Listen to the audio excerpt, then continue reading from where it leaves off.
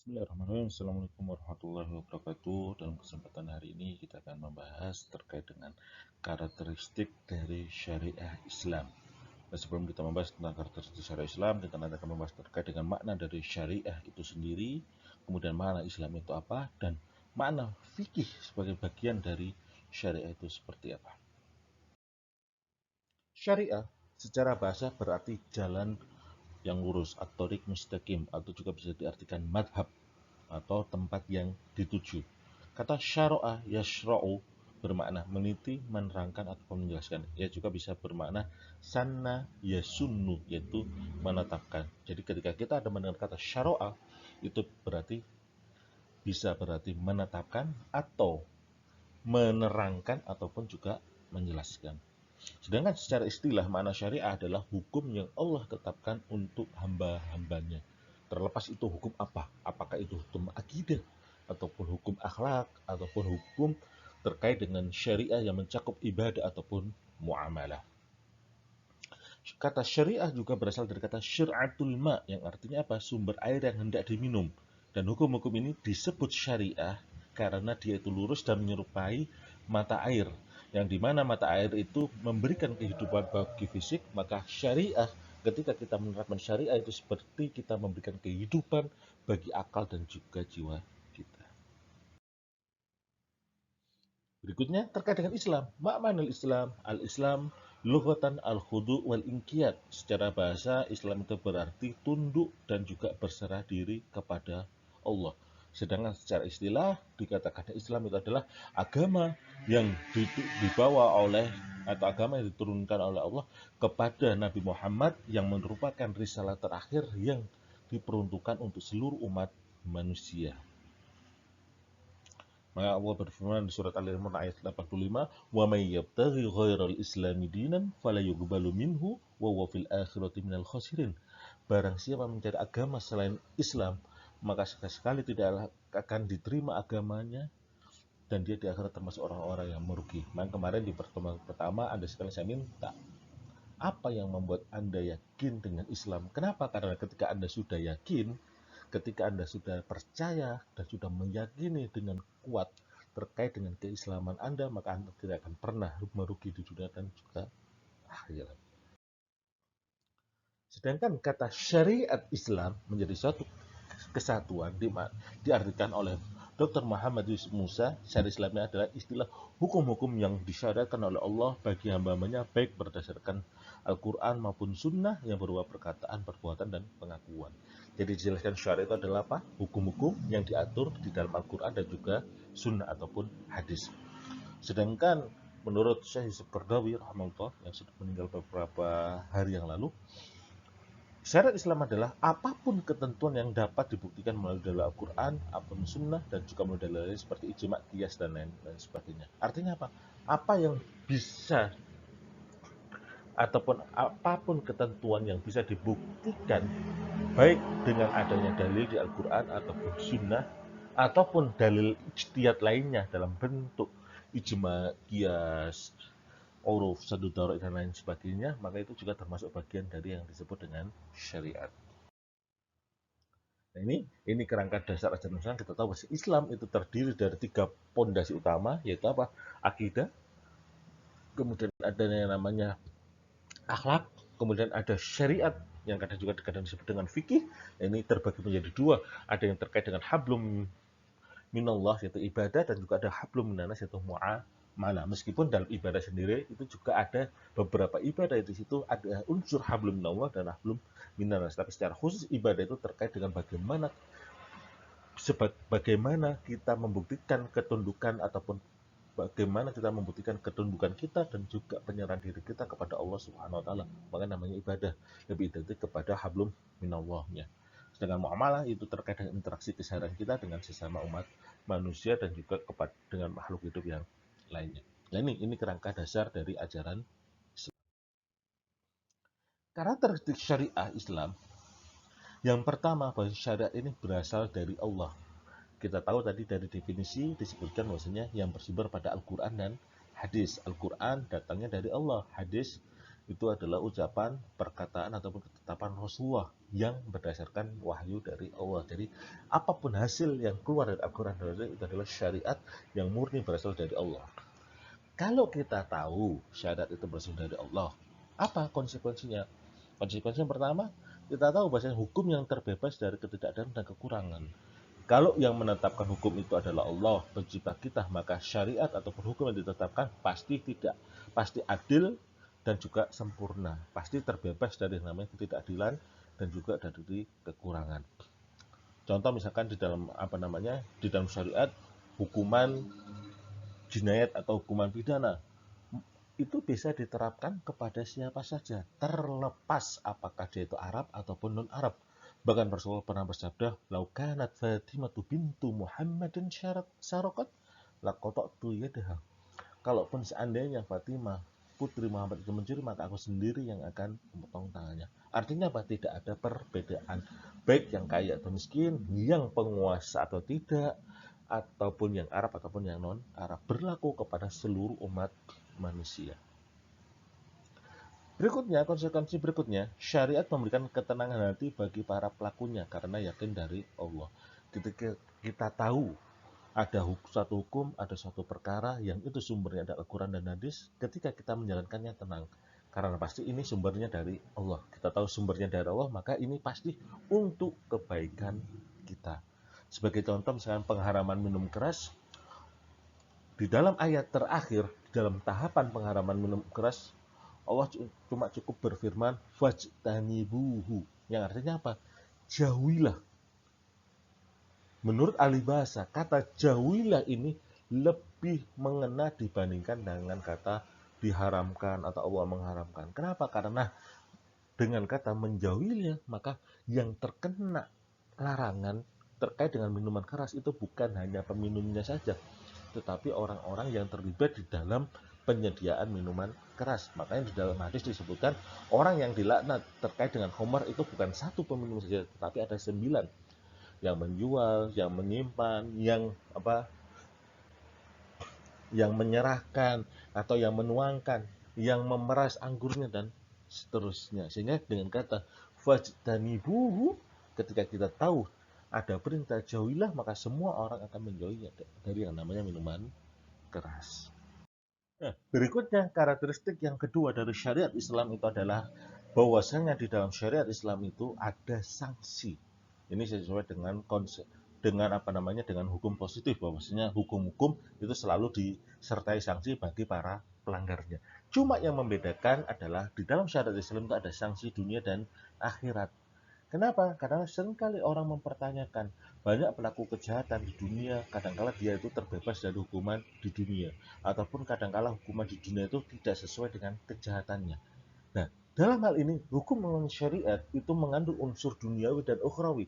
Ketika kita melakukan suatu kejahatan, melakukan maksiat, terkena hukuman dunia, juga kita akan terkena hukuman akhirat. Kalau misalnya kita terbebas dari hukuman dunia, belum tentu kita akan terbebas dari hukuman di akhirat. Nah ini, dalam artian di sini, setiap sanksi itu akan diberikan kepada setiap pelanggar hukum syariat, baik perbuatan hati maupun fisik. Nah ini berbeda dengan hukuman di dunia. Hukuman dunia itu yang dihukum adalah terkait dengan hukuman terkait dengan pelanggaran yang nyata, yang nampak oleh mata. Sedangkan hukuman di akhirat ini terkait dengan hukuman yang baik yang nampak ataupun yang tidak nampak. Bisa jadi orang di luar itu kelihatannya baik, tetapi di dalam hatinya itu dengki. Makanya ada sanksi terkait dengan perbuatan hati ataupun fisik. Contoh terkait dengan sanksi yang ada terkait dengan kehidupan di dunia, misalkan contohnya misalkan ada hukuman cambuk, hukuman rajam, hukuman potong tangan untuk yang dihukum pidana, terus untuk yang terkait dengan pelanggaran, misalkan pelanggaran terhadap satu ibadah ataupun kewajiban, misalkan terkait dengan melakukan hubungan intim di bulan Ramadan, maka dia harus melakukan membayar kafarat, dan antara hukumannya itu adalah memerdekakan budak, puasa 2 bulan berturut-turut, atau membayar fidyah kepada 60 orang miskin.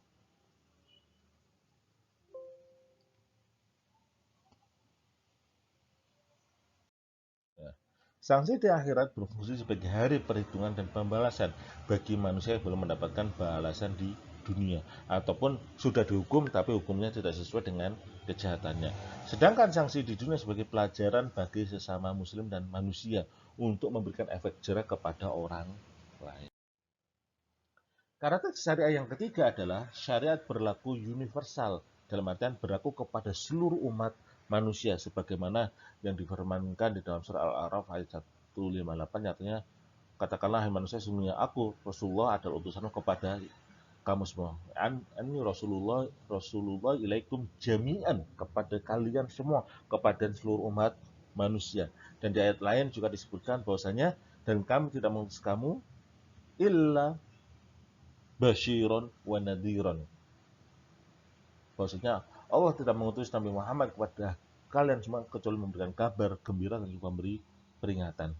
Dengan adanya syariat yang bersifat universal dan abadi, maka syariat ini tidak akan mengalami perubahan atau penghapusan kecuali dengan ketentuan syariat yang lain yang datang dari Allah.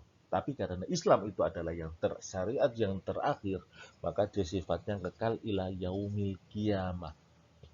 Dalam artian syariat yang dibawa oleh Nabi Muhammad, yang dijelaskan oleh Nabi Muhammad di dalam Al-Quran ataupun hadis, itu bersifat kekal ila yaumil qiyamah dan berlaku kepada siapa saja yang ada di bumi atau di dunia. Syariat Islam adalah penutup seluruh syariat dan Rasulullah adalah penutup para rasul. Kenapa? Karena yang tadi syariat Islam itu syariat yang terakhir, Nabi Muhammad adalah nabi yang terakhir. Wa Muhammadun aba ahadin min rijalikum walakin Rasulullah wa khataman nabiyyin. Nabi Muhammad itu bukanlah bapak dari seorang laki-laki dan terkalian, tetapi Nabi Muhammad itu adalah Rasulullah dan penutup para nabi. Nah, apa konsekuensi dari syariat yang bersifat abadi dan juga bersifat universal ini? Yang pertama, syariat berdiri pada prinsip mendatangkan maslahat dan menolak mudarat. Berarti syariat ini itu tujuannya adalah ingin memberikan kebaikan kepada umat manusia dan mencegah terjadinya keburukan ataupun kemudaratan dari umat manusia. Contohnya misalkan Nabi Muhammad diutus sebagai rahmat bagi alam semesta. Syariat Nabi Muhammad tidak hanya khusus bagi umat Islam tapi kepada seluruh umat manusia. Kemudian adanya rukhsah, adanya keringanan dalam hal ibadah ketika kita tidak bisa menjalankan ibadah sesuai dengan prosedur yang telah ditetapkan. Terus ada tingkatannya, ada tingkatan daruriyat, primer, ada tingkatan hajat, sekunder, dan juga ada tingkatan tahsiniyat ataupun tersier. Yang kedua, konsekuensi yang kedua adalah prinsip dan karakter hukum syariat. Ada yang bersifat tetap dan ada yang bersifat fleksibel atau elastis. Yang sifatnya tetap seperti akidah, akhlak. Mau mulai zaman Rasul sampai nanti hari kiamat yang namanya rukun iman yaitu. Rukun Islam yaitu. Jujur ya harus. Tidak boleh bohong ya nggak boleh bohong. Hukum yang terkait dengan akidah.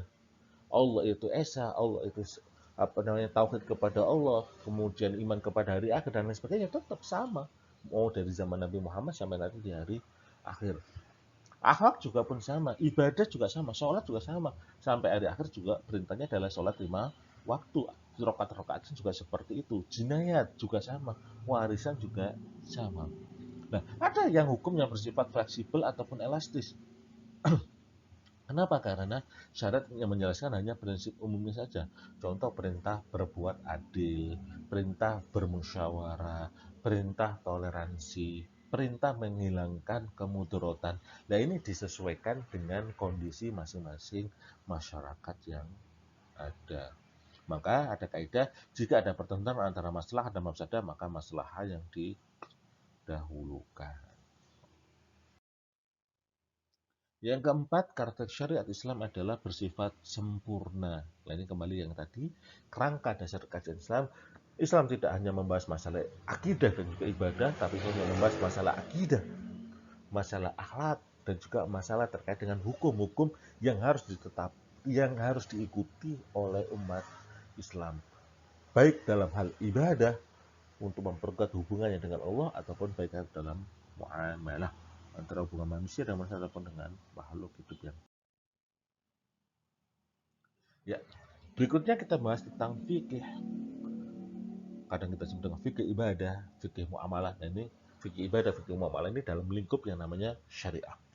Al-fiqhu lughatan al-fahmu. Al-fiqh istilahan al-ilm bi ahkam syar'iyyah al-amaliyah muktasab min adillatiha tafsiliyah. Fikih secara bahasa adalah mengetahui ataupun memahami. Secara istilah diartikan al-ilmu bil ahkam syar'iyyah. Artinya apa? Ilmu fikih adalah cabang ilmu yang bersifat ilmiah, logis, bisa masuk akal, diterima secara logika, memiliki objek, ada objek pembahasannya yaitu mukallaf, kita sebagai pelaku dari ibadah dan juga muamalah dengan kaidah tertentu, ada kaidah fikih ataupun hukum-hukum fikih yang lain. Al-ilm bi ahkam syariah, mengetahui apa? Hukum-hukum syariah. Syariat apa? Hukum yang menjadi wilayah kajian fikih dan hukum syariat yang bersumber dari Allah. Jadi dalam memahami fikih, itu sumber fikih yang kita pahami adalah hukum yang bersumber dari Allah. Ya, bukan kita memahami fikihnya menggunakan hukum yang bersumber dari manusia, misalkan undang-undang ataupun peraturan ya kita memahami ini adalah ya secara sewajarnya. Kita tidak bisa memahaminya dengan menggunakan kaidah fikih yang ada. Tetapi ketika kita memahami hukum yang dalam Al-Quran ataupun hadis, maka kita harus menggunakan kaidah fikih tertentu untuk memahami hukum tersebut. Al-amaliyah, apa yang diartikan al-amaliyah? Dalam hukum fikih itu terbatas pada hal yang bersifat amaliyah badaniyah, bukan bersifat ruh, perasaan ataupun nilai kejiwaan yang lain. Artinya apa? Amaliyah badaniyah yang nampak, misalkan sholat, puasa, zakat, haji, terus jual beli, sewa menyewa, kerjasama dan lain sebagainya. Makanya di sini fikih itu hanya melihat atau menilai dari segi yang kelihatan saja, sedangkan yang ada dalam hati atau di dalam benak tidak termasuk wilayah amali, tidak masuk dalam bagian fikih. Ada orang iri atau ada orang dengki, itu bukan masuk dalam kajian fikih, itu masuk dalam kajian akhlak khususnya terkait dengan tasawuf yang diambil dari dalil-dalil yang terperinci. Artinya apa? Ketika kita memahami satu hukum, maka kita harus bersandarkan pada dalil. Bisa berdasarkan Al-Quran, hadis, ijtihad dalam bentuk ijma, qiyas, dan dalil-dalil yang lain.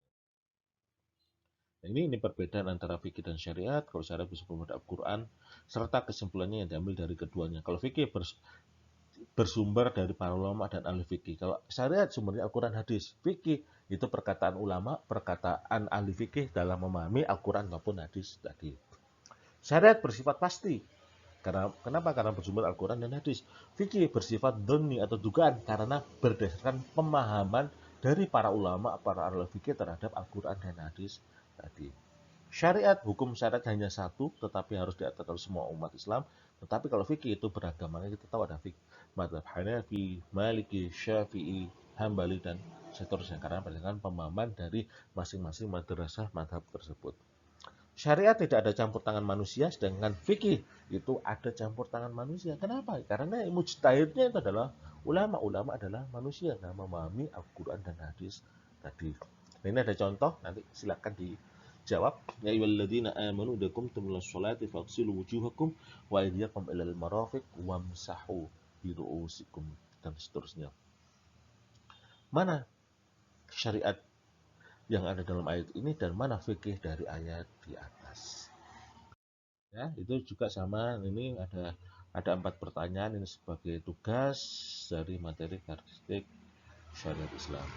Demikian materi dari saya, kurang lebih mohon maaf. Assalamualaikum warahmatullahi wabarakatuh.